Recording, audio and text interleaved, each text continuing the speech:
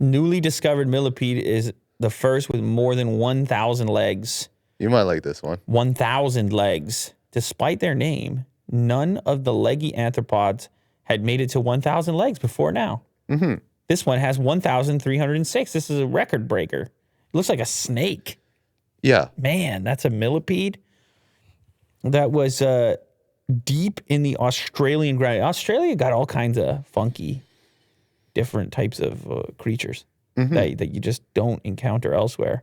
For the first time, scientists have found a millipede that actually has 1,000 legs, more, obviously, plucked from deep in a mine in Western Australia. So you're just putting in your daily work and you happen upon this thing. Yeah. 3.78-inch frame. Okay, so it's really thin. tiny. It's tiny. Yeah. We're zoomed in here. It's definitely not snake-like in size, but it's long because it has to have 1,000 legs on it. Yeah. This thing is like 60 meters underground in the dark. It's just mind-boggling to consider.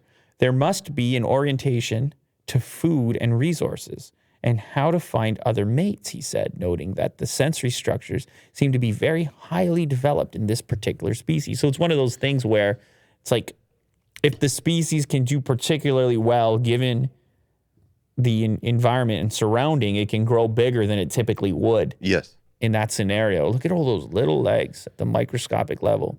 Yeah, they had to go through the microscope to actually count the legs manually. No kidding. And yeah.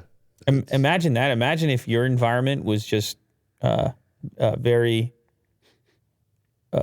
robust and abundant, and all of a sudden you just started getting extra legs. I mean, I would run faster, right? I think it'd be all types of advantages. You know what I mean? Yeah. Does this scare you?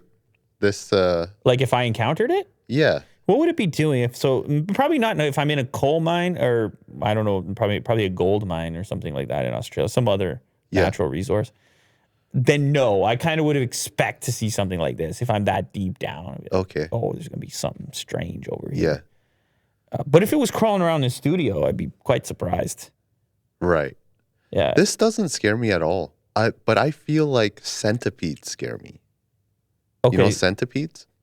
Yeah, I know what a centipede is. They're almost like they don't look identical, but they're fairly close. But centipedes are just, Really?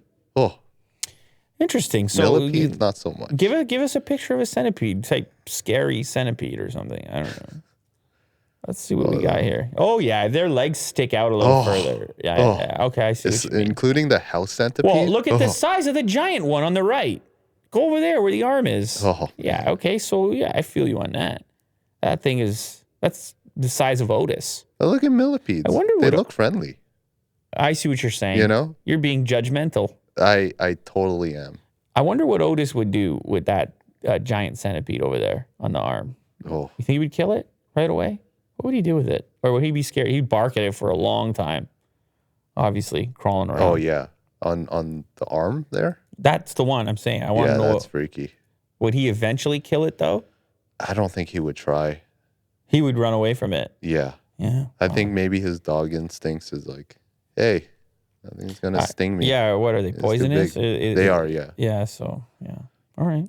Oh. Good to know. So